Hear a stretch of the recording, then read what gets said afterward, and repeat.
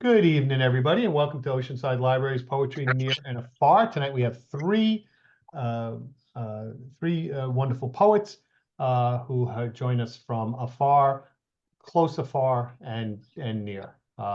We'll consider Linda coming from Queens to be near afar. So without any further ado, ladies and gentlemen, Julie Bisabano. Good evening, everyone. I'm very happy to be here and honored that you're going to be listening to some of my work tonight. I took a kind of chronological approach, so I have some older things and some newer things. The first piece I'm going to read, I was an English teacher for years, and the poem is called Years Past Geometry.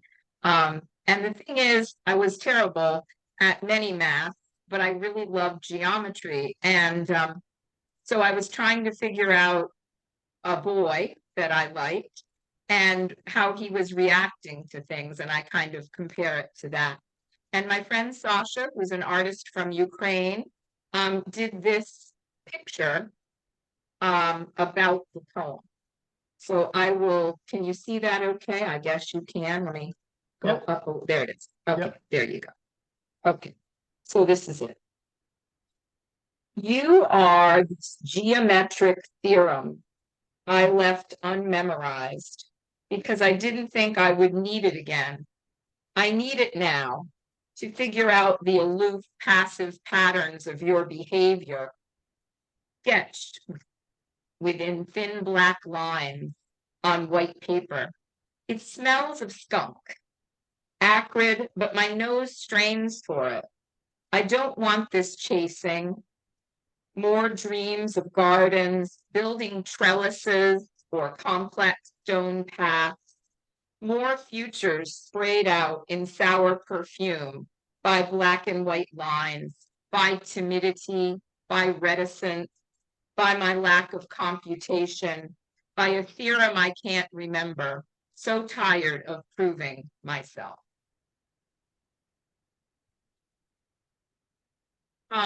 The next one is called For Esther, the pagan goddess of spring. And my friend Sasha did this picture for it. I'm just trying to keep it straight. There we go. And it's palm trees and a bird, and there's hands. You can see the hands drawing the picture. For Esther, pagan goddess of spring.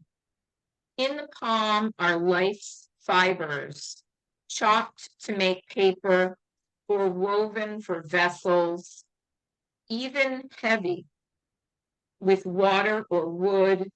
They are even useful in death as basket or casket, ash for the roses. In the life, palms rise, pull from the earth, suckle it for life-giving force, water, air, blood, stretching and growing themselves into fingers or leaves or cloven hooves.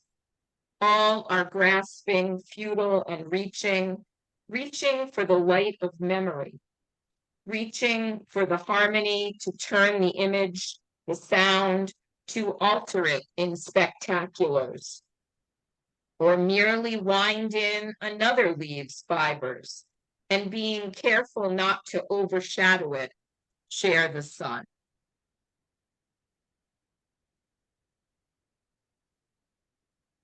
This third poem is, there's no title to it, but it's called, well, not really called, but the first line is, Where's My Essential? And this is the picture that Sasha drew of me looking at these photographs and sort of trying to figure out where I fit into the family, where I fit into things in the world of female beauty, which sadly is defined by an outside source more so than an inside yourself source. Where's my essential? Carol's ankle, Holly's eyes, tremor turns flow of ice to cool me. Where's my essential? Julie's hair, Donna's hands, curling cascade, clasp of slim fingers, circled with gold. Where's my essential? Tammy's breast, Linda's lips, luscious thrust, licked and primed, slick with red. Where's my essential? Where is the smolder? Are we fragments, snapped and flickering? Ankle, eyes, hair, hand, breast, lips, or other parts I cannot mention. And those are from Love Like a Whitewashed Fence, which was my first book of poetry, a chat book published by Wilbur Doctor of the Wayside Press, unfortunately deceased now, but a wonderful hand-printed little chat book that he did for me. All right. My second book was called Storm Torn Shores. I realize it's backwards. And that book came out in 2004. And there was this poem in there that had published and people really liked, and Sasha liked too. This is his drawing of it. It's called Moon is Woman. Moon is woman, born of water and reflection, determining the tide of lives that swim from her portal and float off to wind through waves of their own. Moon is woman, growing solid and steady from sliver of girl to a ripe round bowl of mother, loosing the giggle or gurgle to mark new stars with lights of their own. Moon is woman, living cool and silver, sleekly slipping into maturity, graceful as ice sculpted swan, live as wire, sparking comets with tails of her own. Sorry about that. I haven't taught English in a few years, so I'm not as slick as I once was with the reading stuff. My third book is called Everywhere There Are Ears, and I published it on lulu.com, and it's a free download. So if you want to get a copy of it, you can download it for free. And I wrote most of the poems over for each book over like a 10-year period, and then I would select the ones that I really liked to publish. And so this particular poem I wrote for Linda Opyr, so I'm going to read it tonight. It's called To Keep for Posterity. Long Island is a fish, and I am on the bottom of its tail today.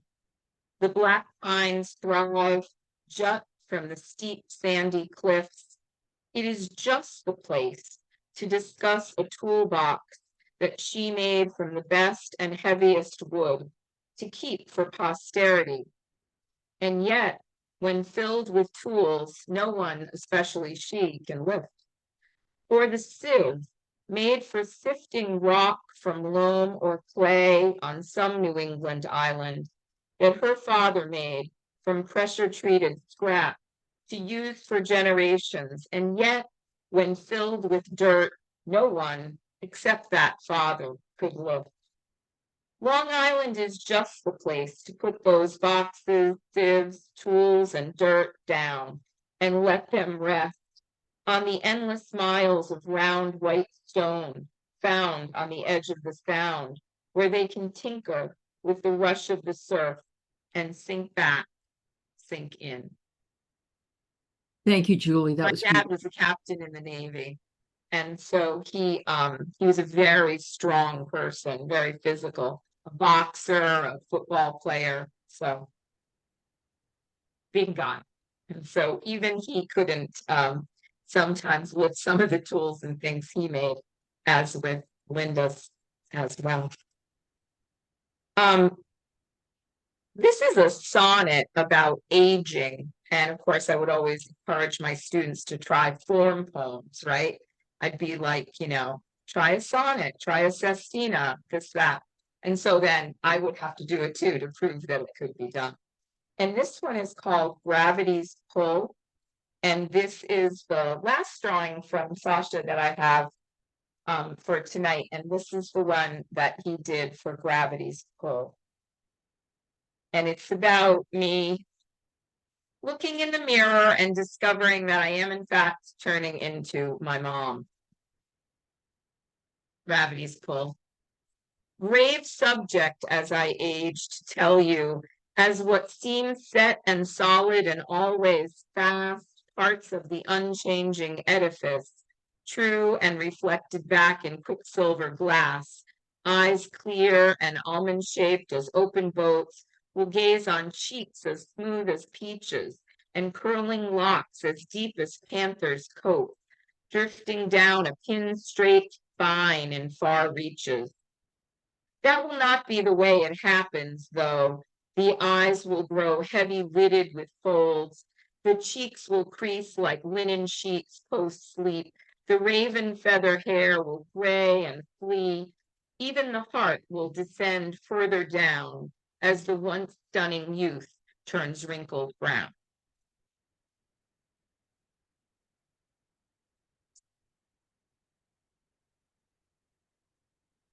And so I've been quite prolific the last few months. My husband passed a year ago, a little over a year ago, and we were together for 32 years. So my life got fun in a strange direction. And so some of the things, deal with grief of the newer things.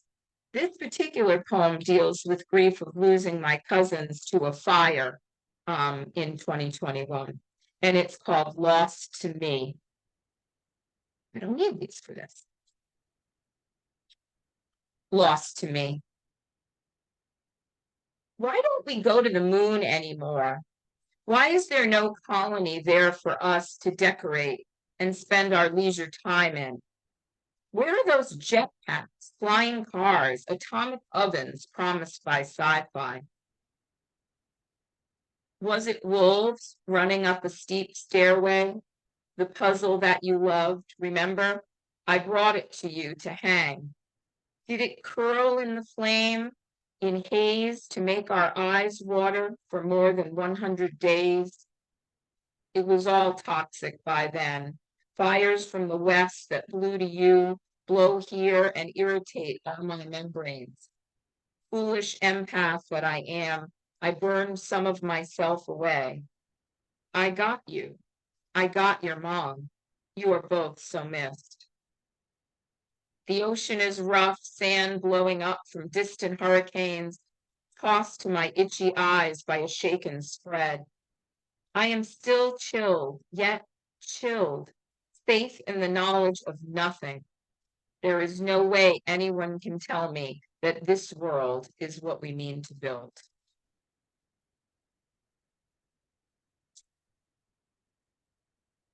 So I wrote this poem for my husband in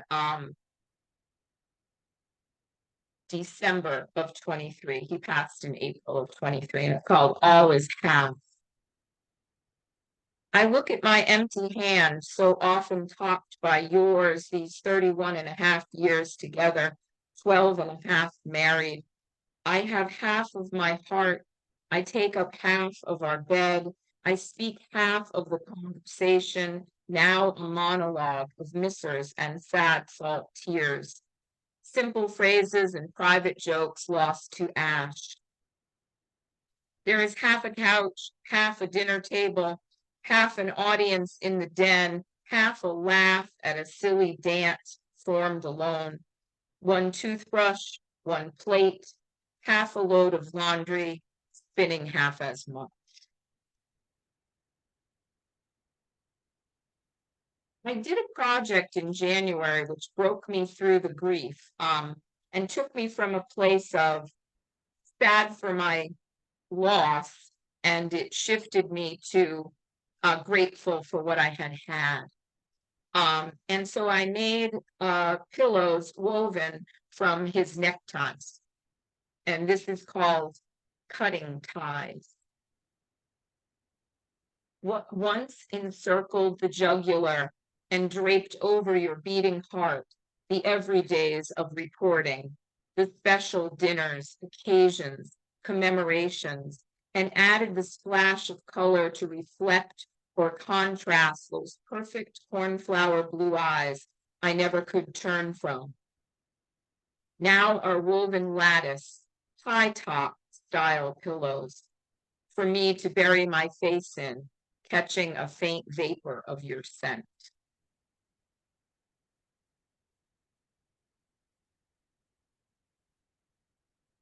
This poem is more recent. I started really being very prolific, like I said, mid-January. Tons of new things, not all, worthy of reading. I picked a few. This is called The Sea of Me. So I live in the Newport, Rhode Island area and on Aquidneck Island in Rhode Island.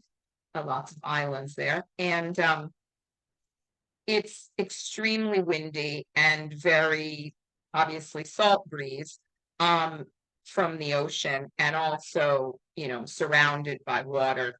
So lots of my poems are gray and waves and sea and salt and ocean, sort of stuff. And this is The Sea of Me. The tide comes in, its rush unexpected, and off float the bags, fancy sunglasses, overpriced flip-flops, and every sandcastle built with permanence in mind.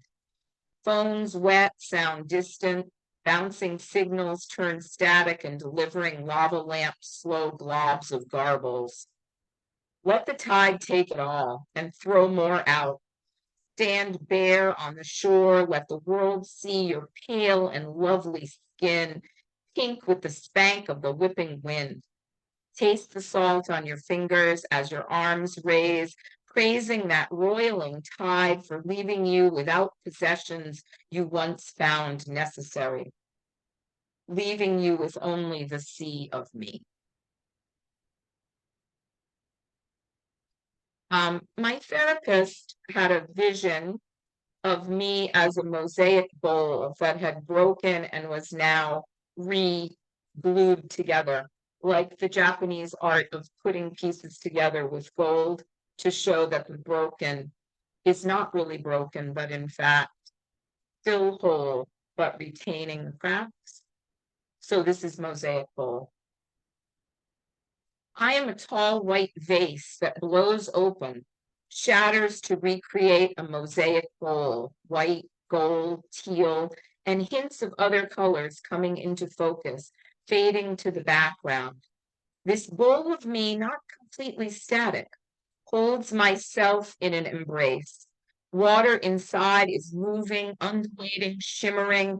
It embodies one community, the plurality of me, uncontainable and yet held. Yeah. This is very recent, and I wrote it about some of the disturbing things that I see in the sky. Jet trails dumping fuel, phytochemicals, etc.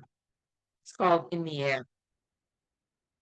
You might be sleeping under these dark clouds or floating on some dream cloud, nowhere near my energy.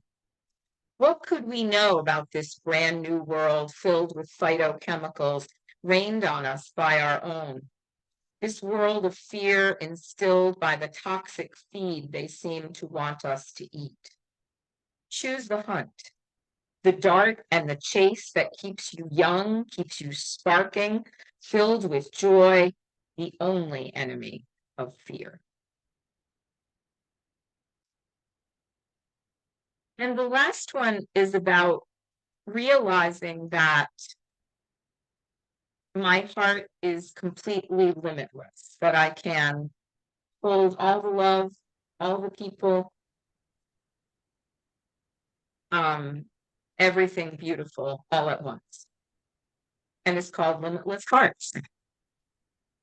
I can hold you in my heart, along with every being of energy on this plane or any other. My heart can hold all of you and my body can encircle you on this layer of earth. What we understand, what we know, what we share, as the melodies move through us, the laughter courses, the joy glimmers, is the deepest part of that four-letter word, the hardest one to say without the tears of recognition. You can hold me in your heart, along with every being of energy on this plane or any other. Absent of cotton candy, marshmallows, candy apples, the stuff of sugar coma childhoods neither of us liked. We prefer the salt of the ocean, tangy minerals on our tongues, feeding us the funk and letting ourselves get lost in the perfect clip of its rhythm. Thank you. Woo! Wow, so powerful, Julie. Thank you so much. That was really wonderful. It's the tie Thank poem you. particularly got to me. That was really wonderful. Everybody, you can unmute yourselves if you want to give her a nice round of applause. Oh, thank you so much. There you go. Beautiful. That was great. Thank you. Beautiful. Okay. I'm on Facebook and Instagram just under my regular name, and on SoundCloud I have 5 albums of music Oh, wow. if you're Okay, great. interested. Thank you for telling us. All right, I will remind you, if you do not want to be in the open mic, please put that in the chat. If you are not on our email list and would like to be, please put your email in, and I'll add you only to the poetry listings and not into the everything from the library. Although you certainly aren't, we would love to have you at any of the hundreds of events that we do each month. So, all right. So without any further ado, one of our longtime favorites, a prior Nassau County Poet Laureate, ladies and gentlemen, Linda Opyr. Thank you. Thank you so much, Tony. And special thanks to Tony for doing so much for poetry on Long Island. And Tony, deeply appreciate everything you've done for us. Special thanks to all the wonderful Long Island poets who are here, people whose schedules are busier than busy and still make time to support other people. Special thanks to the members of the Elmont Poetry Group who are here from as far away as Colorado and Pennsylvania, and also Long Island. And a special thanks to my dear friend Julie for being here to read tonight. She and I are longtime friends from working together at the New England Young Writers Conference at Bread Loaf in Vermont. And I am truly blessed to have known her husband, Jim, quite well. I have very warm and loving memories of him, and also Julie's mom, Chicky. And that being said, the theme for my reading tonight is Mother's Day, which is right around the bend. And I suppose I'll begin with a prompt. I usually end poetry workshops with a prompt, but I suppose I want to tell everyone, you know, if you haven't done it already, tell me about your mother. And certainly people often find much to say. So I'd like to begin with this poem, Women Who Love Lilacs. Women who love lilacs are never alone come spring. They visit their yards and porches to find their mothers and grandmothers in the scented air, and return inside with cuttings and the tall lavender spill of memories in their small clusters, one upon the other. A woman at a sink with a vase, another fixing blossoms above their nest of leaves, a third giving a child one flower for her dolls and their tea. Women who love lilacs can admire the lily, find sunflowers striking, but only the lilac knows where they live and how short the season of a little girl, how strong the wood stem which holds the bloom. The next 2 poems that I'd like to share with you, thank you, are poems that I wrote for friends of mine upon their becoming parents for the first time. And this first one is for a man that I worked with for a long time, and it was on the birth of his first son. I won't be here to read this one Father's Day, so I'd like to read it tonight. It's called Soft Moccasins. May your baby wear soft moccasins. Let him know the bending of grass, the hardness of stone. Let him feel the leaves there then gone and find the seasons walk with him. May his steps take him from the arms of family to the eyes of friends. Let him learn the difference between those who feel his presence and those who listen for his coming. May his steps bring him through the glare of clearings and shadows of thickets until he kneels at the river and drinks from his own hands. Let your son pause to see there, dancing in the currents, a face much like your own, a face soft, yet strong enough to carry him home. And this next poem, Beyond, which I wrote for a very close friend of mine in Georgia on the birth of her first child, a daughter. And the thing about this poem is it was actually published in Mothering magazine. And she was so excited about that she told me that the month it was out, she said that every day she went to the supermarket and put her daughter in the cart so that they could go up and down the aisle, and she could say to her, your poem is over there. Of course, I often wondered what the repercussions of that were as she got older and recalled her childhood, vague memories of, going back and forth in the same aisle of the supermarket. But she just got her master's degree this past weekend, so all's gone well. This poem is called Beyond. Tonight, your daughter must sleep near an open window. Let her feel the darkness moving her toward day. She will learn to dream, then wake to what she did not see before. Let her wake near an open door. She will discover that something waits beyond and learn to wonder, then wander where she has never been. And she must wander from the strong voice of her father and the strong eyes of her mother, so that she will dream a dream with strong legs that are not afraid of night or the next room. Let this dream take her beyond windows and doors. She will keep her heart open. She will find you everywhere.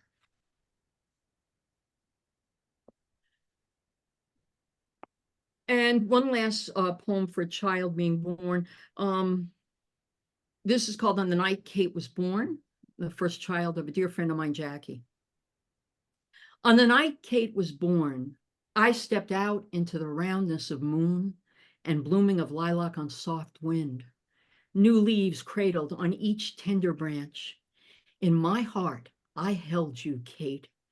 We saw the stars.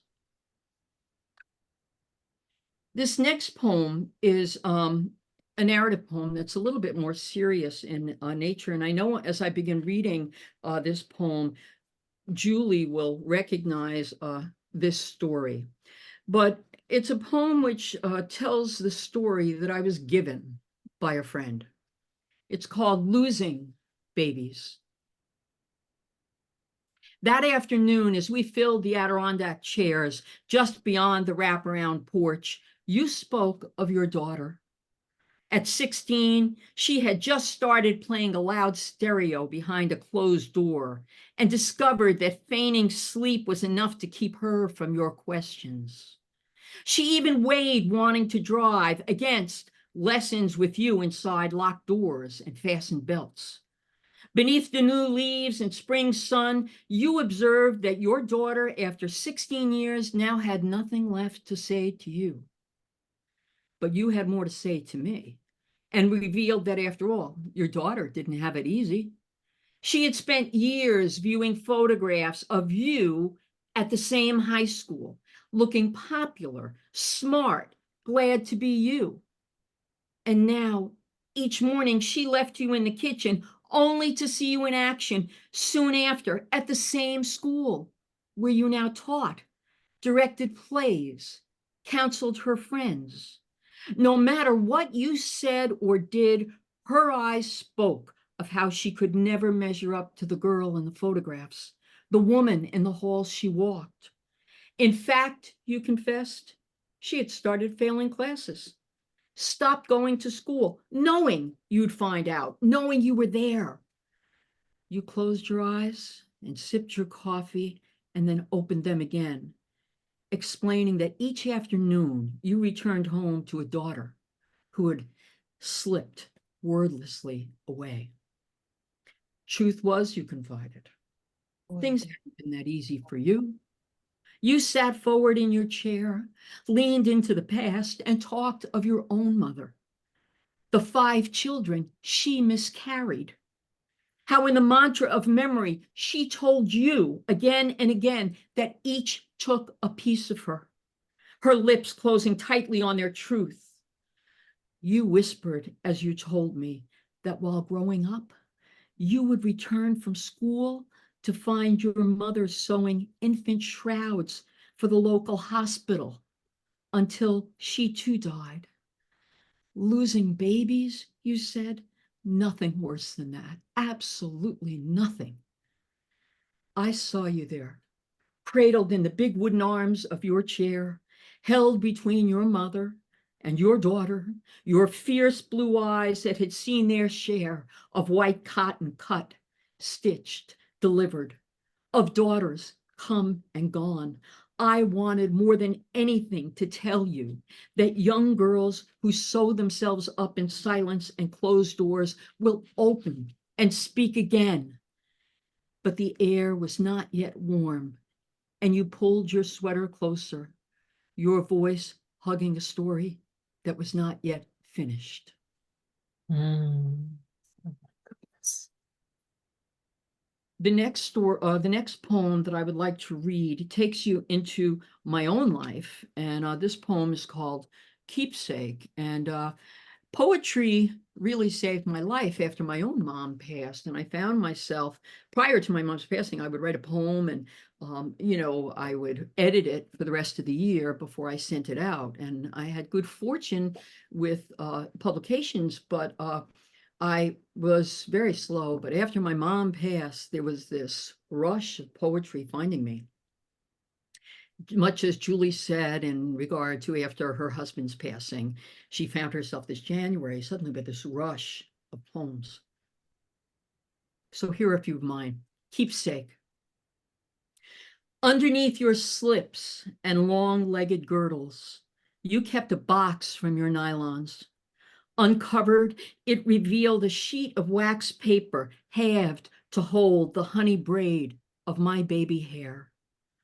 All those years of organization and reorganization watched that box lifted and lowered into that most private of drawers. Mother, who did you think I'd be?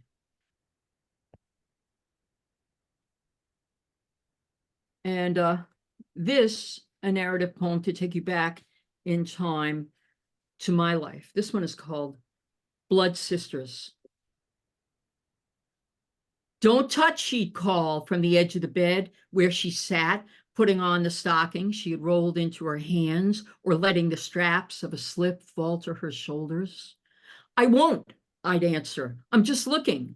But of course, I was really just lurking there at the beveled edges of my mother's perfume tray. She'd pull the dress over her head, step into her shoes, then come to the mirror above the tray. She'd look up, the O of her lips ready to be painted, her cheeks glowing beneath the small brush. And then the moment I'd waited for. She'd lift a bottle, then its cap, and with 2 fingers touch the perfume to her neck, wrists. I knew the choices: pink cap, ambush; black label, taboo; white shoulders, Fabergé, but not the choice. How do you know which one to use, I'd ask. You just know, you'll see, when you get older. And at that, she tugged me away from the bits of us reflected in the bits of tray beneath the carefully angled bottles. But if I were lucky, and she not too rushed, she dabbed those same 2 fingers to my small wrists. The 2 of us, blood sisters in our when the time comes knowing secret, without my having to touch a thing. Another one, and the last really narrative poem, going back into my time with my mother, this one called Home Remedies. and I'm a little older in this one. To my mother, home remedy meant remedying everything by staying home. At the ring of our phone and the sound of my voice talking with a friend, she'd begin. I don't know why you have to go out. Look how cold it is tonight. Or, what rain. I bet the roads are slippery. You better stay home. And to her, snow is public enemy number one. She'd position herself at the storm door, breath fogging the glass, arms wrapped around her chest, and provide an updated forecast. You'd have to be stupid to go out in this. I always knew just where I stood with her, and safe ground was home ground. Those nights I ventured forth, I'd return to find her in our darkened living room, watching the weather channels, aerial views of what the currents would bring and take. Usually, a high-pressure front was headed my way. Well, I hope you had a good time while your mother sat up all night worrying. But I had my own remedy in hand. Ma, you were right. The weather was terrible. I couldn't wait to get home. Never again. And with that, we could both sleep again in fair sky dreams, her radar showing no activity for the next 4 or 5 days. And this one, just a couple more poems, but this one is a poem about my mother's wake. And it's called A Good Black Dress. And I'm sure many of the people here remember their mother saying you should have a good black dress. You should always have a good black dress, my mother used to say, just in case. I can't recall how old I was when I first heard that. When I first saw her bypass the florals, ignore the paisleys and prints, or even when she last chose to remind me. But I do remember the ringing of our phone, my mother's hushed voice, her calling to my father about flowers or a mass card. Then my mother at her closet door, lifting the thin plastic bag from what she had chosen. You should always have a good black dress, she'd say. See, you never know. At least now I don't have to worry about what to wear. And she didn't. Her closet held a line of good black dresses, different sizes, hemlines, some belted, 1 or 2 with white collars, a somber choir. They offered a quiet requiem to when wakes meant black. Florals were for display, and printed referred to names left by those who paid their respects and took a holy card. But by the time my mother passed, no black dresses knelt at her side. My aunts had followed my grandmothers, and her friends had grown few. People I knew came, though. Friends after work, neighbors in the evening, a stream of condolences in sweaters, slacks, blues, greens. Some wore sunglasses. One, lizard skin cowboy boots and leather pants. She cried the most. I had no dress, but in a black pinstripe suit with at the base of my throat the dark cameo of a woman's profile, I offered a cheek and thanked everyone for everything. Squeezed the hands a little harder of those who said how good, even now, my mother looked in black. Small sightings. The day before my mother died, the January issues of her magazines arrived. Good Housekeeping, Better Homes, Living. I placed them on the nightstand for mourning. Morning brought the ambulance in darkness, and in daylight, I returned home alone to labels addressed to her, subscriptions that would not expire for months. Only now in May have I been able to open these magazines to see what we could have done. The possibilities for color, area rugs, garnishing plates. We could have changed things. This spring, I moved the clocks ahead without her, found the crocus and lilac blossoms without help. But when the mailbox closes on issues we cannot share, magazines whose names suggest what is not, I am lost in the small sightings of what a careful plan and attention to detail cannot deliver. And now the last poem, thank you. The last poem I'd like to share is a poem that is not based about a mother, but it's a poem, that asks us to look at the guilt that we share for certain things we never got to do or could have done and didn't, and the longing that we have for more time with those we love, and to think about what we can do with all that. Tonight, if you are cold and cannot sleep, pull the good you have done around you and let the past blanket you against the darkness. But should the chill still force your teeth to chatter, listen for the words that start to form. The ghosts of unspoken love or stilled regret may keep you awake with their stuttering to be heard. Listen so that you will know which embers to stir. Listen so that with the dawn you will know which words to free in the warmth of light. Tonight, if you are cold and cannot sleep, walk to the door. Look for the poem, begging in silence. Invite it in.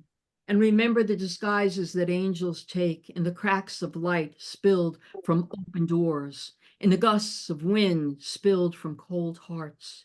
Invite it in and pick up where you didn't start or forgot to end tonight if you are cold. Thank you. Thank you so much, everyone. Thank you, Tony. Woo. Oh, how wonderful. Absolutely wonderful. Oh, that was so great. Oh, my goodness. Thank you. Oh, just Powerful. Unbelievable. Oh, Wonderful, wonderful stunning. stuff, as always. Absolutely. beautiful. Gorgeous. Beautiful reading. Ah, So much. Thank you. Thank you. All right. Okay, so now we're going to finish up tonight before we start with our open mic with coming all the way from Queens, Linda Kleinbub. Hi, everybody. Can you hear me?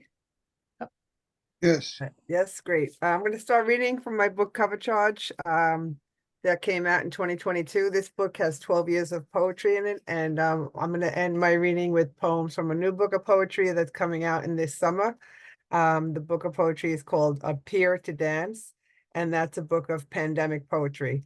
And I'm hoping it'll be published in the summertime. I'm about to go to press, in the next few weeks, and then there'll be some tinkering. So the first half will be from Cover Charge, and the second half is from Opyr to Dance. And thank you, everybody, for being here. Thanks, Ron and Joe Sandless here. It's nice to see, and Judy and my Long Island people. It's nice to see everybody. I don't do Zoom readings very often, and so the last time I started from the front of the book. Now I'm going to start from the second half of the book. So this is in the middle of the book. This poem is called Kaleidoscope. Let color patterns erase your pain. Crystals turn in a cylinder. Mirrored pieces reflect hues magnified, shapes cast back, shapes transformed. Look into the kaleidoscope, look closely.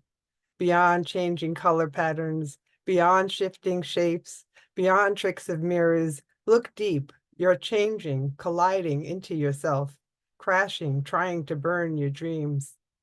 Enter the kaleidoscope, turn the cylinder, become enraptured by colors that twirl.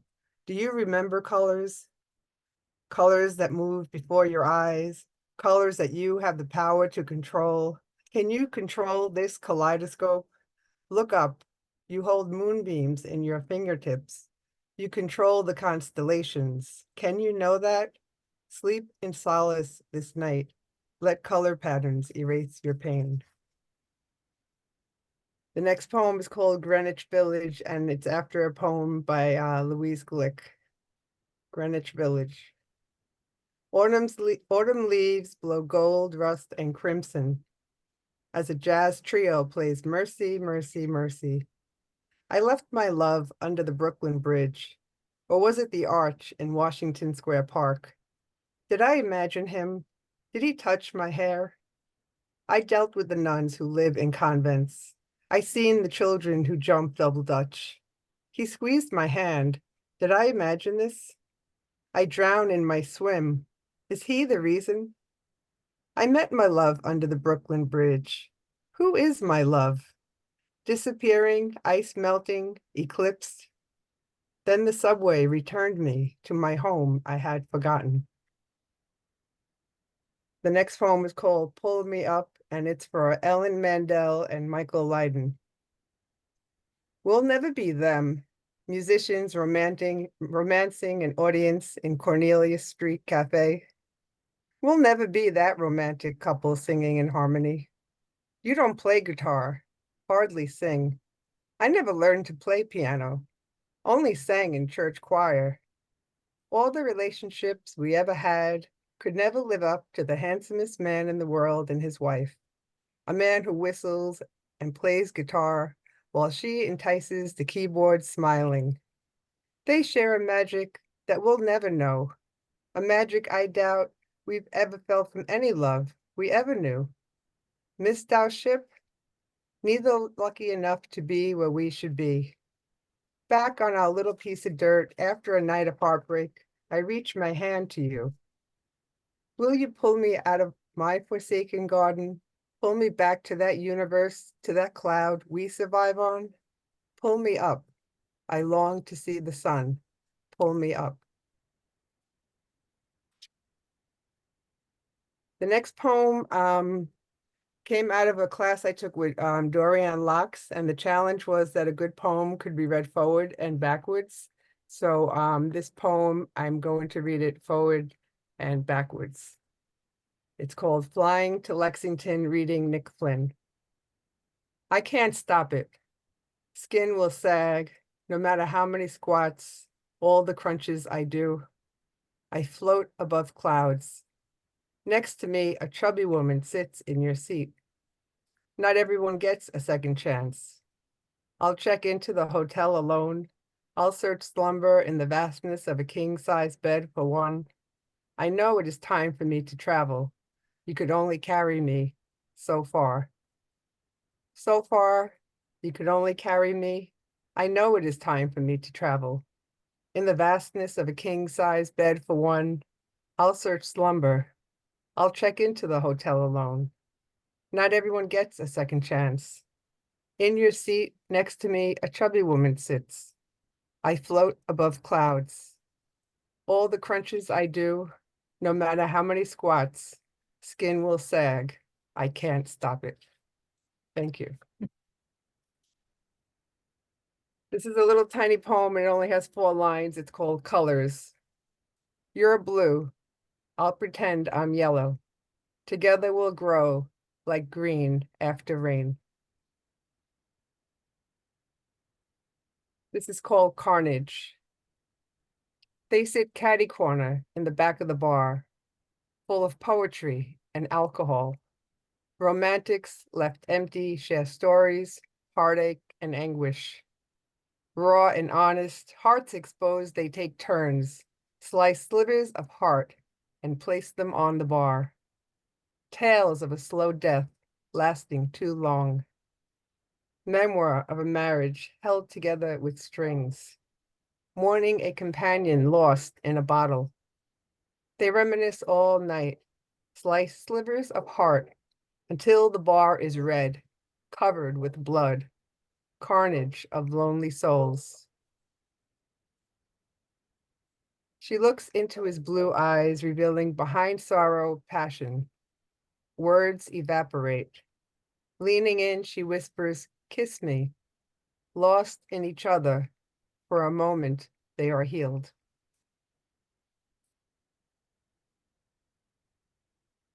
This is called His Muse. This one has a drop title, so it's called His Muse Wears.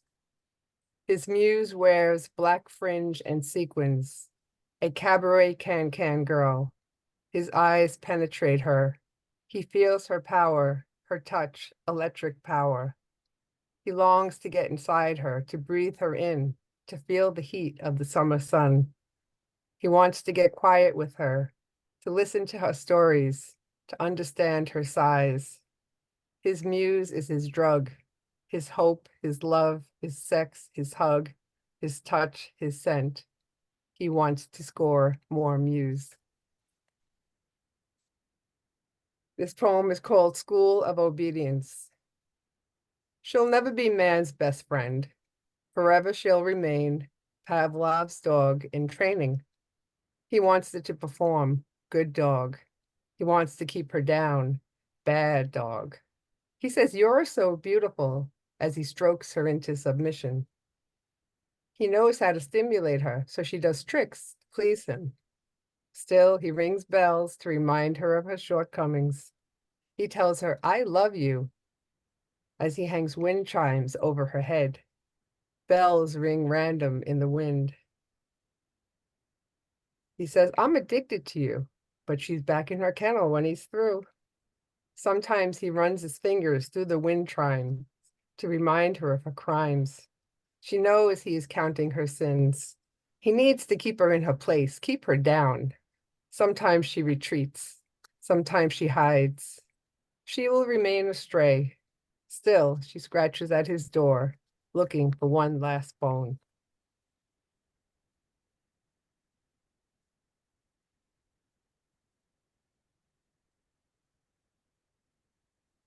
This is called Choices. People who dwell over life choices, regret their own life choices, need to realize every day they wake up, they are faced with new choices. So if you're not satisfied, still dreaming, wake up tomorrow and make new choices.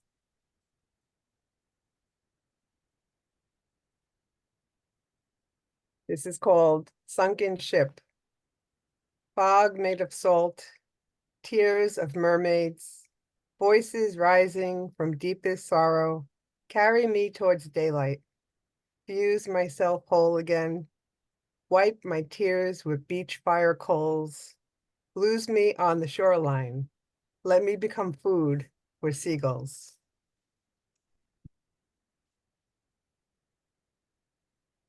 This is called Two-Stepping into Infinity. This day together could be our last day together. Hold my hand, stay close. Let's hope we get lucky and we get tomorrow, a new day. This step could be the last step for both of us. Wrong place, wrong time. We could two-step into infinity. Hold my hand, stay close. I want to spend another day with you.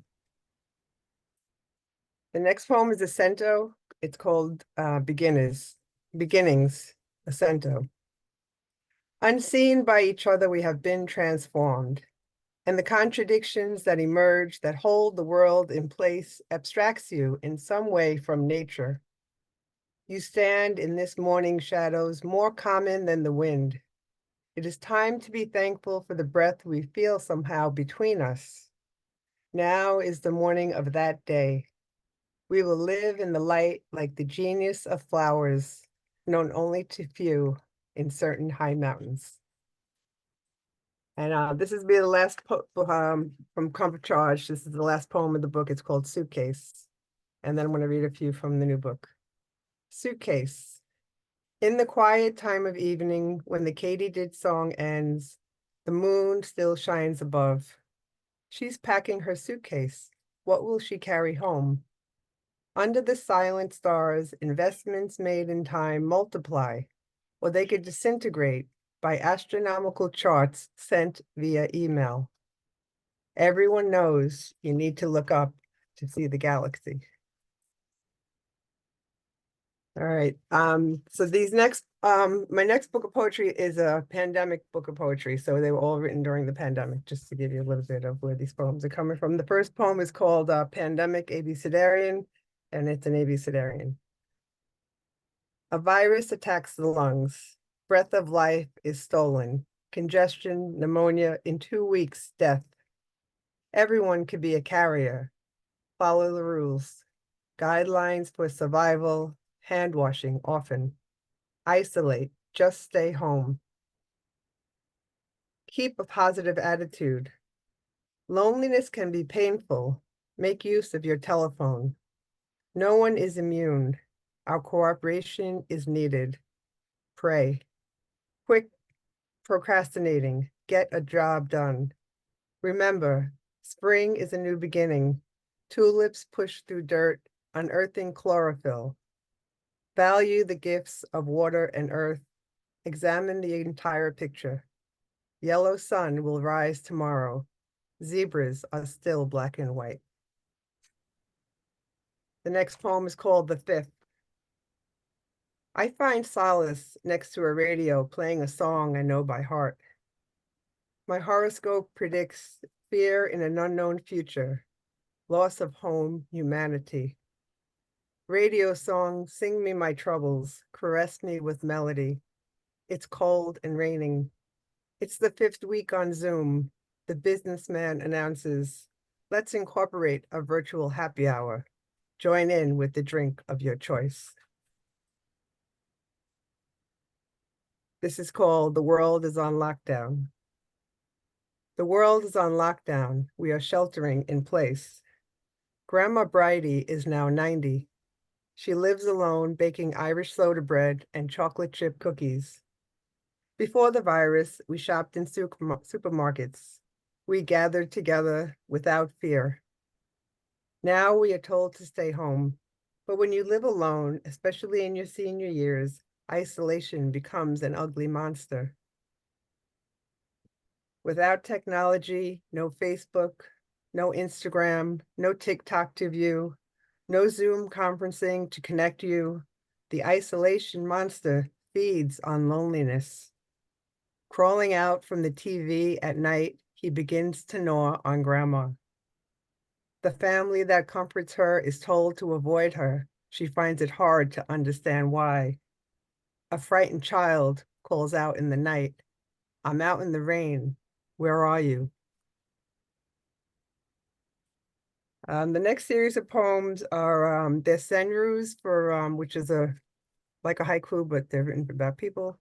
And they were written for my friend's birthday, so they're called Heian's birthday. She was in California and I was in New York during quarantine. So it's 4 little poems that are all a senru each one. Celebration plans. Send gifts without leaving home. Mailbox surprises. Zoom birthday party. Virtual festivities. Internet laughter. Far though I see you, grateful for years of friendship. Happy birthday, girl. Digital birthday. Celebrate with me online. Too far to taste cake. This next poem is called Dance, Green, Breathe. And it has an epigraph. It says, I am the Lorax. I speak for the trees. Dr. Seuss. I'm still learning. I seek wisdom from trees. I climb to the top shady corner of the Little League bleachers. I am leaf level. Hide away in the park. Breeze reminds me of other things. FaceTime friends' plans begin to emerge. Good to see you again, even on a tiny screen. We're still in quarantine. Loneliness grows on empty ball fields. Making plans to travel during quarantine requires a good cancellation policy should the virus spike. Research what attractions are still closed. There's always the waterfront, open air distractions of a park, trying to break the humdrum dailies. I climbed to the top of the Little League bleachers to be oak leaf level, silent in their story whispering secrets of longevity. Stay planted, rooted in your space. Don't try to stop the wind. Let your body sway, dance, green, breathe. And this is called Sitting on the Bleachers. Wind blows through me, pulls my hair to cover my eyes. Left of me, roller skating boys smack hockey sticks. Bikers fly by. Baseball field before me, the pitcher's mound is worn to the ground. Empty field, a quiet sound, a muffle of voices, a distant rumble of motorbikes. Wind continues to play with my hair.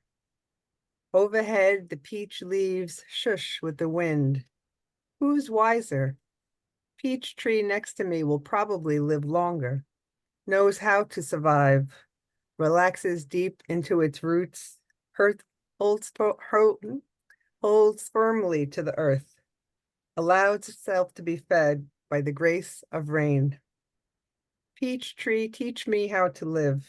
Keep me planted, swaying in the sunshine. Wind blows through me. I listen. planted, grow. This is called It's Christmas Eve.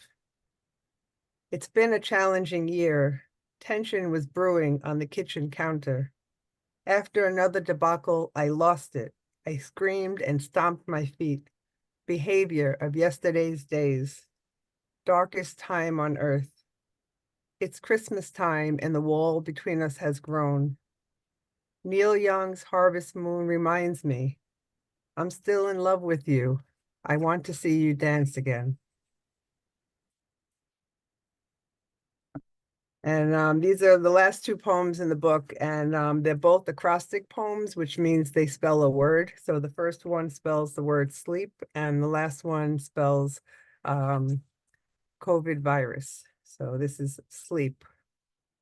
Silence the jitterbug. Let yourself rest. Evening's herbal tea entices you to dream. Put yourself in bed. And the last poem in my new book, Opyr to Dance, which is coming out this summer, COVID virus. Children, what will you remember? What will you observe? Valuable lessons are not identified in classrooms. Designate responsibility. Virus kills humans, cleans earth. Inside every torment is a reason to survive. Understand, I don't have all the answers, but I'll share all my knowledge for a cure. Thank you, everybody. Oh, wonderful. Thank you. Thank you. Oh, what a great night. Thank Oh, you. man. Really Thank you, Linda. That huge. was wonderful. Wonderful. Great poems. So much, everybody. All right, so we're gonna go right into our open mic. But boy, oh boy, let me tell you, what great readings tonight. Thank you so much. Thank you, Tony. Okay, so we will start with just making sure everybody's here. Beryl is up, and Chip, you're on deck. Oh, Chip. Beryl. Okay. My heart is so filled after this. This poem was published in 1988 in the Caribbean Writer, and it's called So Much My Soul Remembers. Some people can forget quickly. They leave their home, the land that bore them, and sooner than you think, they forget how it used to be. 5 o'clock in the morning, cock crowing, neighbor chicken loose in my backyard, my Elsie and Mr. Rena quarreling about Junior throwing stones in the street. Young boys at the corner of the street playing Worthless with dreadlocks and Bob Marley music. The plaintive call of the fish vendor's seashell, coconut water from the jelly tree down by the ravine. From the lady in the market, Doo-doo, darling, come taste me sapodilla and buy $1. Sour sop and sweet potato, pineapple and papaya, banana and breadfruit. Landslide stop truck from coming to town. Women swinging their hips with the basket of mango on their head. Christmas time with the poinsettia turning red, black cake and sorrel, no time for bed. Wiping unwanted kisses from Auntie Dis and Uncle Dad when they say, boy, look how the child grow, eh? Just the other day she was a baby. Carnival and National Day, Boxing Day, August Monday with a big picnic at T-Bay.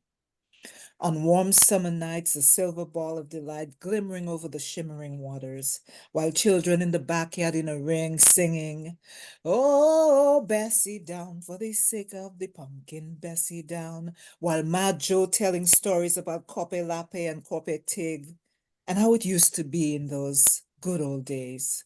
Some people forget quickly. They leave their home, the land that bore them, and sooner than you think, they forget how it used to be. But so much my soul remembers. So much my soul remembers. Thank you. This is a Caribbean poem. Thanks so Oh, much. wonderful. Absolutely wonderful. Thank you. All right, let's see what we got here now. So, Chip, you're up, and Melva, you're on deck. Thank you so much. The readings have been excellent so far. It is National Mental Health Month. This poem is entitled, "The Shame Is Not Mine to Own." I was the littlest, the last of 5. At the time, I stood silent, quietly in line. On my face, fright for the ages, with a wide-eyed, sidelong stare at my big brother and a fluttery ache in my belly. Yeah, I stood in that line. I stood there wearing my lucky yellow shirt, wrinkled, trembling sleeves, and bell-bottoms shaking like a leaf inside. Outside, frozen. Perfectly still, I stood all the time, wanting to run away and hide, with my big brother at my side. I was 8, and this lineup was the routine when you did something wrong, like not doing your chores or not doing what you're told to do when told, and especially looking like you kind of want to talk back. Come on, I know our family was not the only one, but really, is there any reason to hit, whip, beat, or strike a child, normalizing and perpetuating it as if it were an heirloom?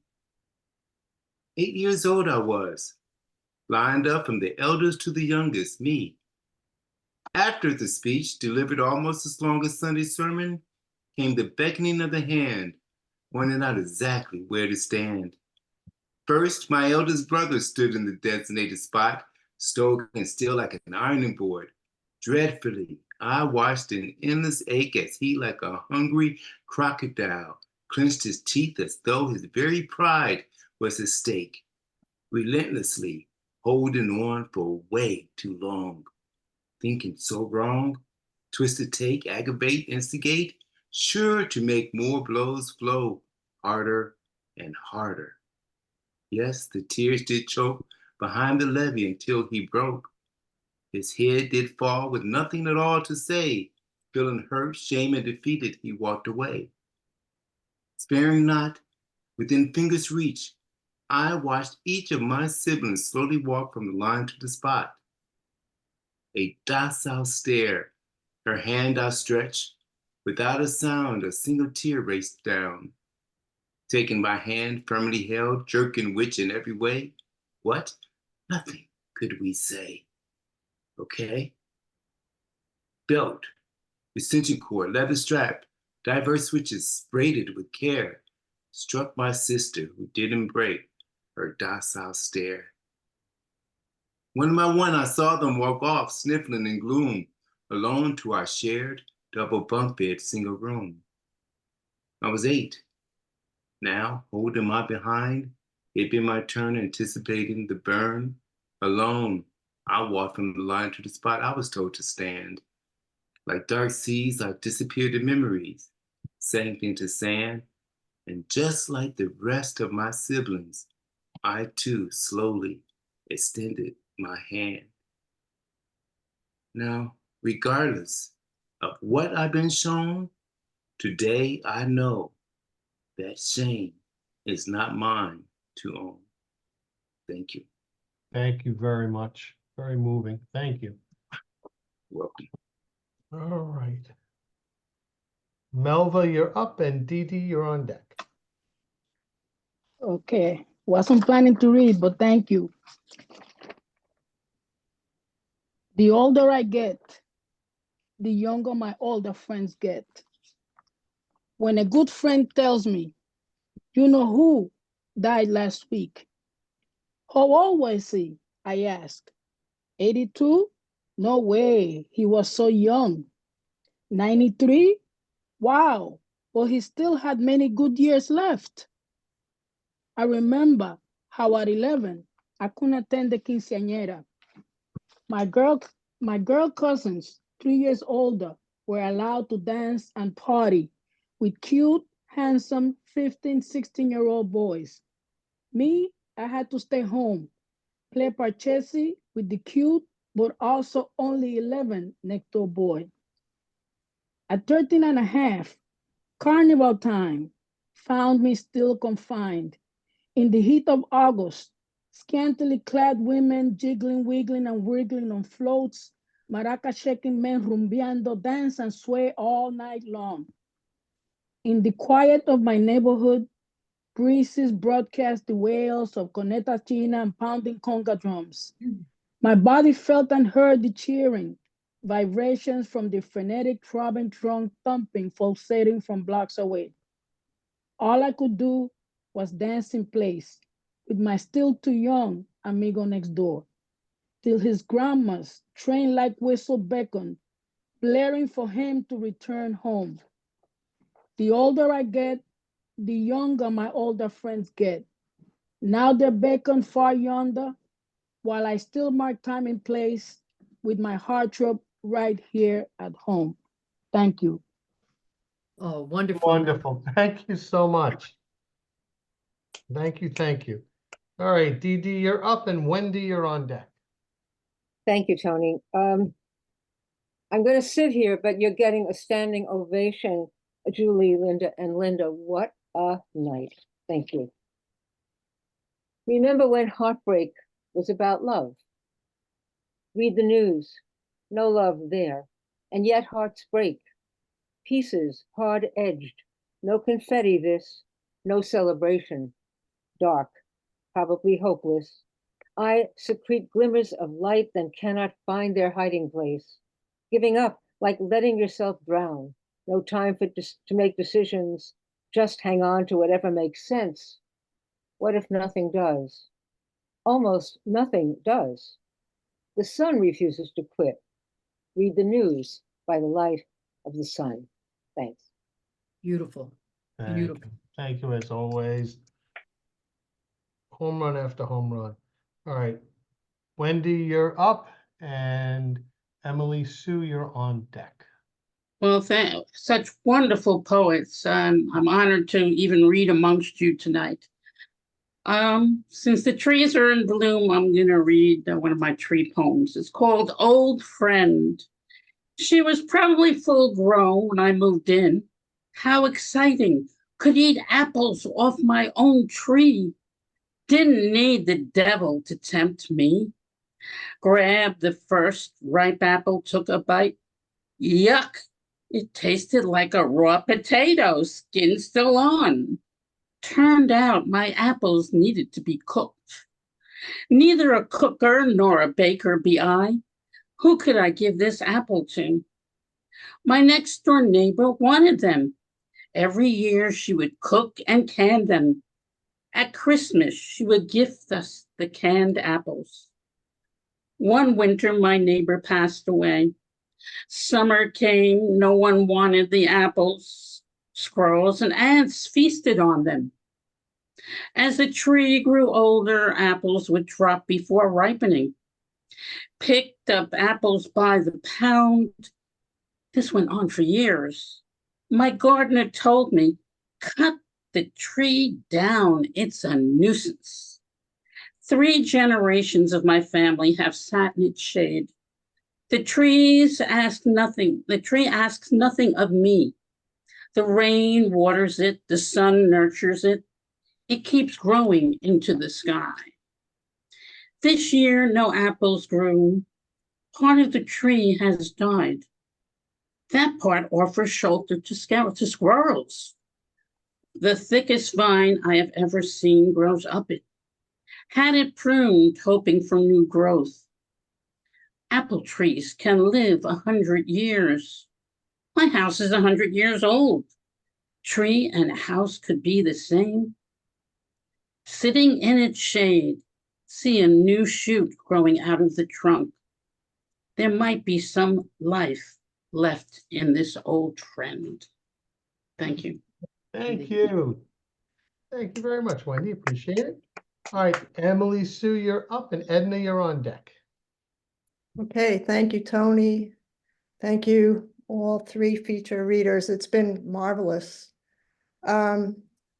Linda, oh, your poems about your mom inspired me to read this one for my mother. It's called Second Parent to Die. No words filtered out of the fog that rewrapped itself around me, familiar and unwelcome. No ritual tided me over pain's abyss. I rejected covers for the mirrors and low wooden boxes where devout Jewish mourners sit. during Shiva. Food arrived at the door wrapped in cellophane.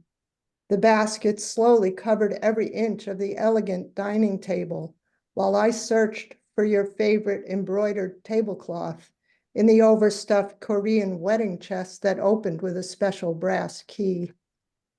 Friends and relatives chatted quietly in every room, occasionally complimenting artwork, fine china, antiques they'd noticed perhaps for the first time. Neighbors I didn't know brought cookies and sympathy. The rabbi led the prayers I recognized but couldn't speak. Hugs and kisses drifted out into the cold night over the house where my brothers and I grew up until silence fell like dust. Thank you. Thank you very much. Oh, beautiful poem. Wonderful. Okay. So, Edna, you're up, and Robert Rubino, you're on deck. You inspired me to read the poem Mother. I see my mother in the hallway. She has come to live with me. I ask her, now? Why not years ago, when you were young and strong, when you could help me iron shirts and feed the hummingbirds by the window?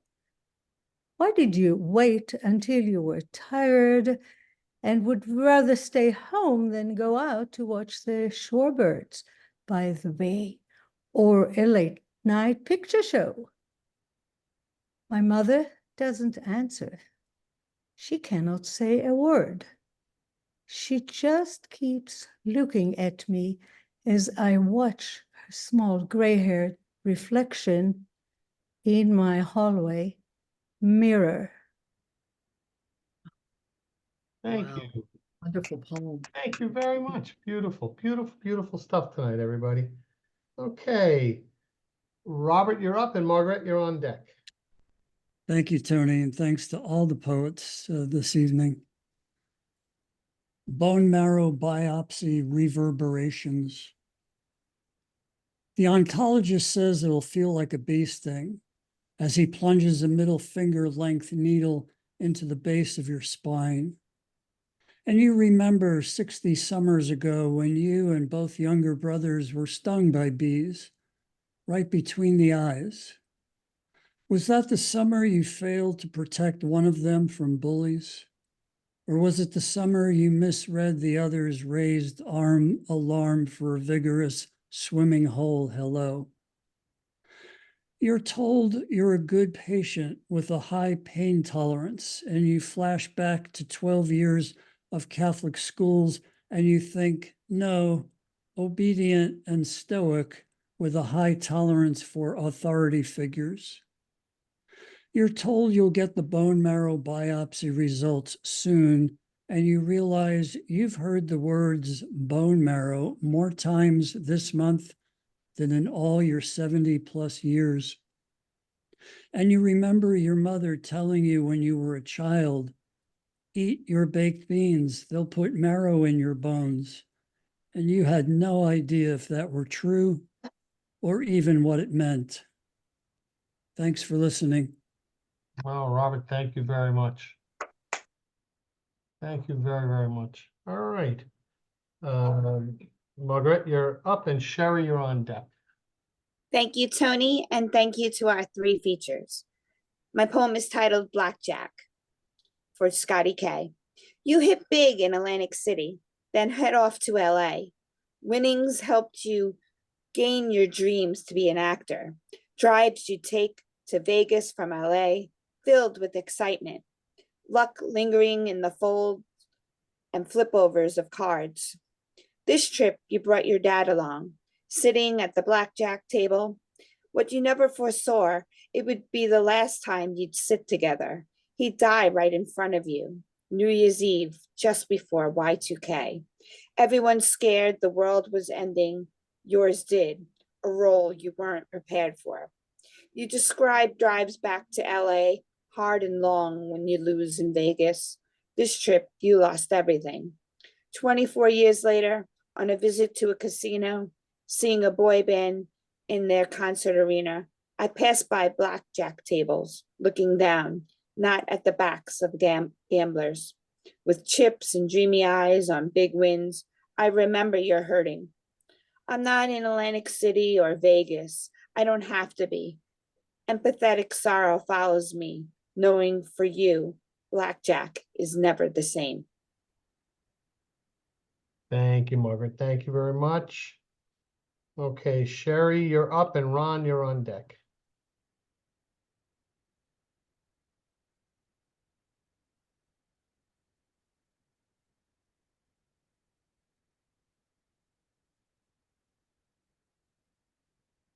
Sherry?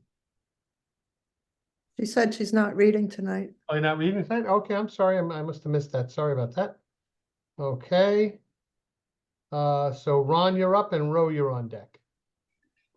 Hi, everybody. Great night. Great features, fine open readers, everything terrific. This one is scheduled to be published in the newest edition of Lips magazine. It's called Sacred Heart School. A small town kindergarten through 8th grade. Site of my earliest intellectual triumphs. Site of my fears, shame, and hatred. Where Mrs. Bigot stood Jimmy Toscano in front of the 5th grade class and forced all the boys to punch him in the gut under threat of the same to us.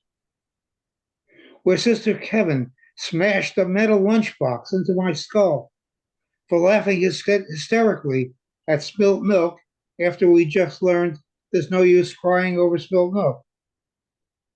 Where Lenny Kavaskas scared hell out of me by snitching that if sent to the principal's office, they strapped you to a machine that stuck needles into your eye. When my face turned beet red around the girls. Where I pined for Mary Abate and Debbie Delafay. Where Sister Margaret Mary Alico slapped 3 boys' faces and pointed to the classroom door, saying, "Never darken my classroom again," for the horrendous crime of sneaking out to a pizzeria at lunchtime. Then pulled me aside to plead, "Ronald, please don't fall to the side of the road with the bad seed," not realizing my roots were already planted deep.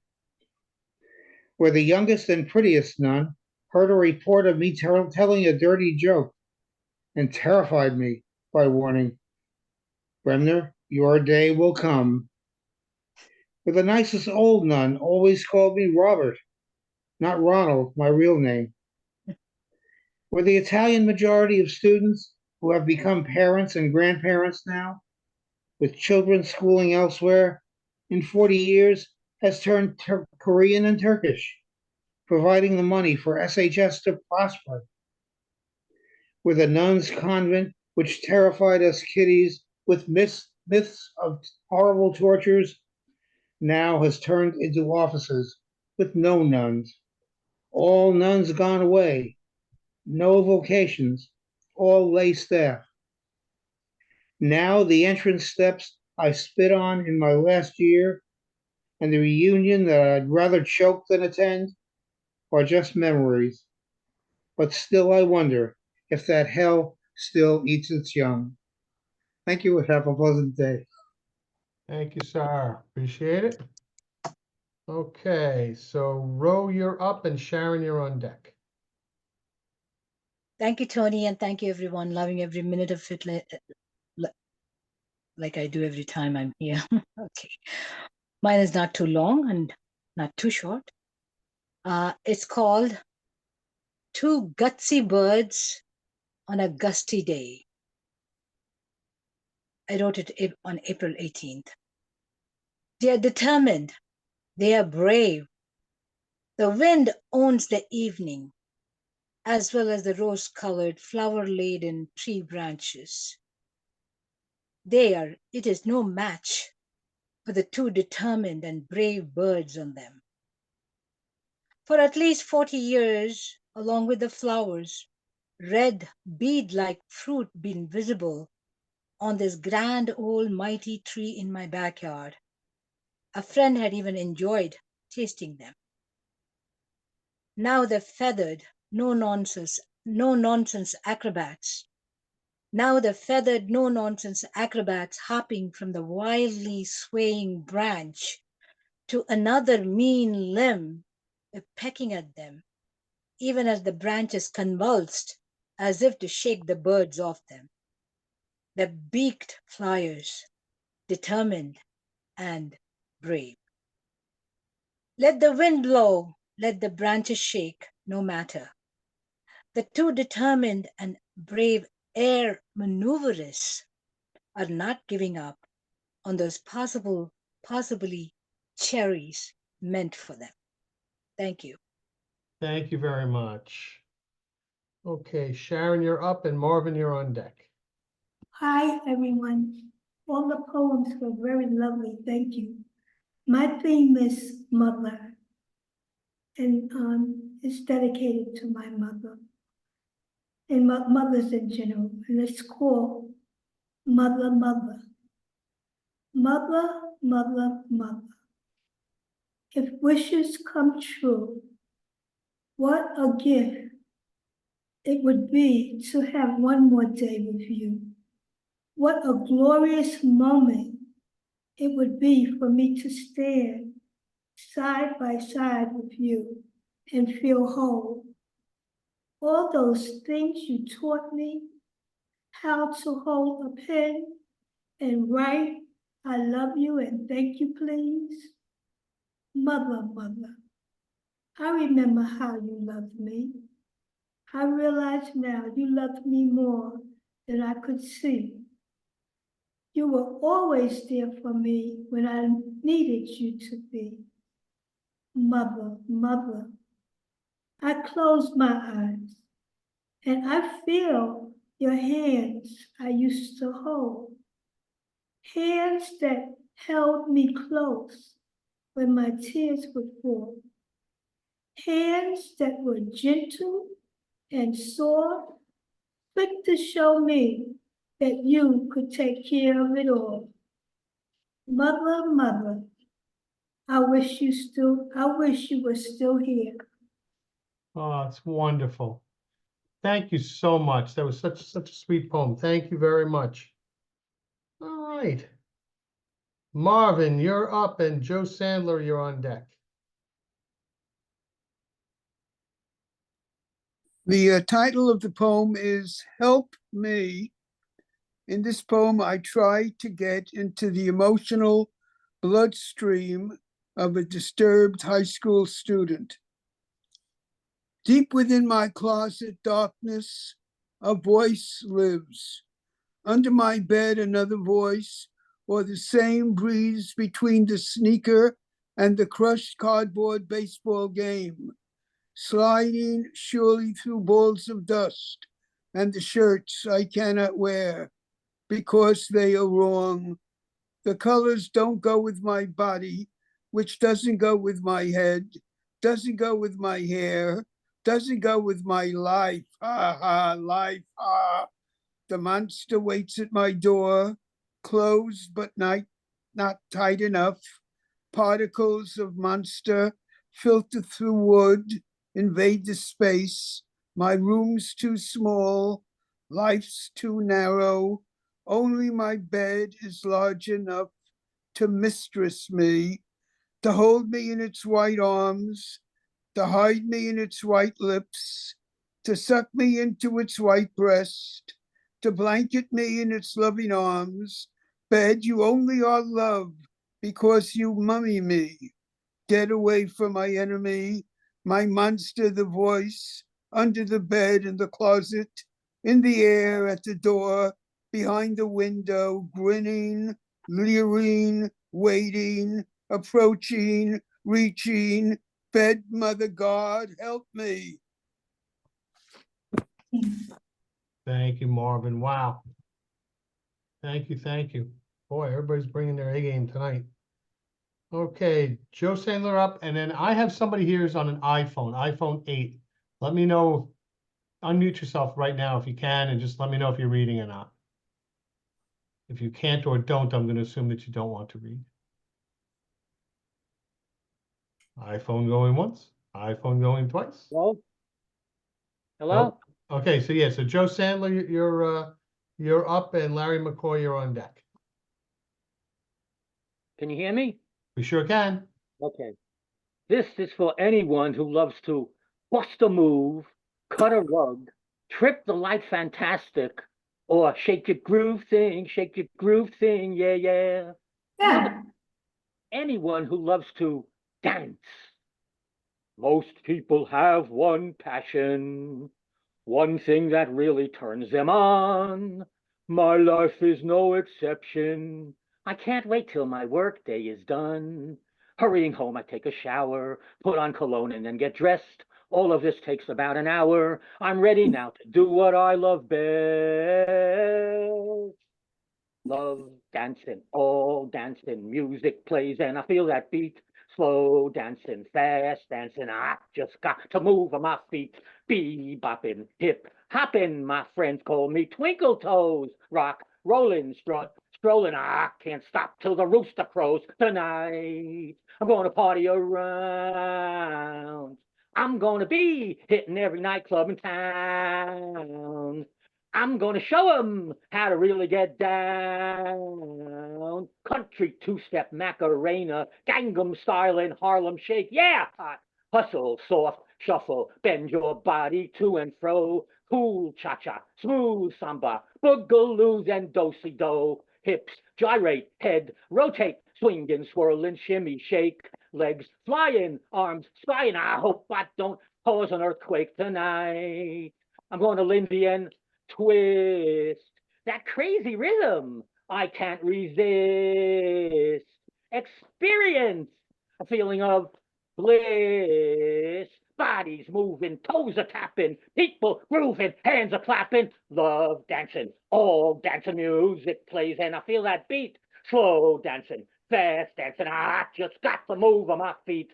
Bebopping, hip hopping, my friends call me Twinkle Toes. Rock, rolling, strolling, I can't stop till the rooster crows. I can't stop till the rooster crows. I just can't stop till the rooster crows. Cock-a-doodle-doo! Thank you, Joe. Time to doze. Excellent, excellent. Okay, the person who was on the iPhone, are you here? Do you want to read something for us? Hi, I sent a message. Can you hear me? I can hear you. I can't hardly hear the people. I'm having audio problems. I didn't know if anyone could hear me. Yeah, hi Patrice, how are you? I'm fine. I sent you a message. I just saw it Okay, now. so if you can hear me, I'll read this poem. We can hear you. Love to hear it. And Okay. Larry McCoy, you're on deck. All right, it's called Upright Down. How is it that we can live contently in a world so upside down, confusing the wrongs, negating what should be right? What will it take to make it correct in our sight? Embracing the embarrassing, disowning the downtrodden, while uplifting the self-serving, but condemning the compassionate for caring about what really should matter. Crafted and skewed by so many false pretenses, we choose to approve of the absurd behavior that is most seemingly distasteful, checking it off as one of our favorites, give it a new sticker, and label it routine and norm. Yet we can't find a way to adopt the good morals, which are something we should condone. Flip the page, turn it all around. We can improve what we feel by looking up from the ground. Imagine how differently things could be seen, inverted, if given a way to improve our outlook with a fresh perspective. Regenerated smiles can be brought back around when the sadness of a frown is no longer fixed in its gloomy place looking down. Thank you very much. Wonderful. Great, great job. All right, Larry McCoy, you're up. And unless I missed anybody else, JR, you're on deck. Hi, this is something from a new book about growing up in a small town in Indiana.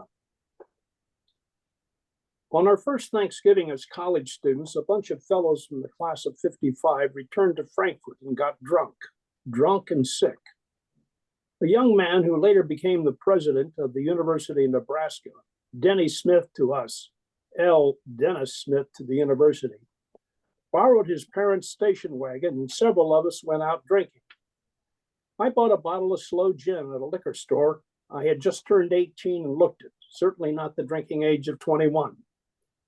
I had never had a drink of sloe gin before and have no idea why this is the poison I chose that night. Perhaps sloe gin should be drunk slowly and not chugged as I did.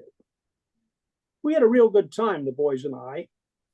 At some point, the back gate of the station wagon was pulled open, probably while the vehicle was moving, allowing me and others to throw up on the streets of Frankfurt rather than in the van, driven, as I've said, by the future president of the University of Nebraska, whose father was a dentist and whose mother was a member of the John Birch Society. I spent the night in their home, and before I went to bed, Denny said to me, only 125 times, "The bathroom is down the hall to the right. Do not go down the hall to the left. That is my sister's bedroom." I obeyed his instructions, I guess. When I did get out of bed, I heard Denny's mother talking about smells in the house and smells in the station wagon. I do not recall sleeping on those premises a second night. I would like to think I hadn't planned to. I've never had another drink of sloe gin. I may have been young and immature, but I wasn't stupid, or at least not overly so. Thank you. Thank you, Larry. Yeah, I think we all have those. Someday I'll talk about the Hartwell, Georgia jail, but that's a different time and place. All right, JR, you ready to bring it on home? Yes, I am. All right, JR, and I may have one after she's done. Cool. Thank you, Julie. Thank you, Linda. Thank you, Linda. What a great night. And always thank you, Tony. Tiny little commercial. This Saturday, East Meadow Library, Margaret and I will be hosting Tony Policano and John Amen, the editor of Pedestal Magazine. I even changed the date. And speaking of Saturday, Poetry Works, it's our 39th wedding anniversary, which means I can no longer say I'm 38. And so I'm reading this for Paul, and trust me when I tell you he loves this poem. Acoustically challenged. It's possible he's lost his hearing, hard to say if he's deaf. So I employ patience, repeat things twice and wait for a response, a reaction, something. When I get nothing, the third time becomes a shout. Lo and behold, a miracle occurs. His cochlea, eustachian tube, and stirrup work. His hammer hits anvil onto his tympanic membrane. His eardrum reverberates sound, and glory be, he can hear. Perhaps he thinks I suffer from a similar affliction because he yells, "I heard you the first time." I whisper a suggestion that in the future he respond even with a grunt, so I know he heard me. In a lower whisper, I suggest a visit to an audiologist, a light comment that hearing aids these days are small, nearly undetectable, and a second shout, "I'm not deaf." And I wonder if that's true, and perhaps there's a switch he controls for selective hearing. Thank you. There you go. Thank you so much. Thank you. All right. We move this over here. Okay. All right. Yeah, I'm going to read one tonight. The Grand Ole Opry. Nashville bound, I insist over heated opposition that we must experience the Grand Ole Opry, a lifetime dream. And so we enter the Cathedral Ryman Auditorium, where if you listen close enough, you can still hear the notes and twangs of country's legends whispering in three-part harmony. And I look at the crowd as we shuffle into the shrine, and I quickly realize that this is, without question, the oldest, the whitest, the fattest crowd I've ever been part of. In search of our seats, we passed the long lines at the concessions where beer and plates of food mounded high are dealt to men no doubt nicknamed Bubba or Tiny, and to women with ham hocks for upper arms, until we find them row J seats 10 and 11, near the end of the long wooden pew, there being no comfy seats in this mecca of American music. I leave room for seat 12, yet to arrive to his end seat, marked only by little brass plates affixed to the bench backs. But as my fellow behemoths land and I am shoved closer and closer to the edge, not even little Jimmy Dickens could fit between me and the aisle. I despair that seat 12 will show up and demand his designated space, squeezing me to the point of injury with no room to breathe, let alone enjoy the show I've waited decades to see. So I quietly hail the usher and with embarrassment explain my predicament, and she smiles with sensitivity and knowing, and with a delightful drawl assures me, "No, darling, we never do sell seats 1 or 12 here." And I raise my eyes to the rafters and beyond, thankful for the proprietors who know not only their audience's musical taste, but their girth as well. And I say a small prayer of thanks, secure in the knowledge that God exists and that he is gazing down at me with favor, no doubt with a cold beer in one hand and a pulled pork sandwich in the other. All right. Well, thank you, everybody. Thank you for a wonderful, wonderful evening. Thank you so much to Thank Julie and our you. 2 Lindas. Thank you, everyone. This Thank was a really, really everyone. special evening. So thank you all, and we'll see you in 2 weeks. Thanks, everybody, for being here. It's good to hear Thank you, everyone. everyone. Great open mic tonight. Great job, Linda and Julie. Thank you, Tony. A great night. Good night, all. Good night, Happy everyone. Mother's Good Day. night, to everyone. everybody. Happy Mother's Day. Mother's Day, Happy everyone. Mother's Day to them. Bye. Yeah, bye-bye.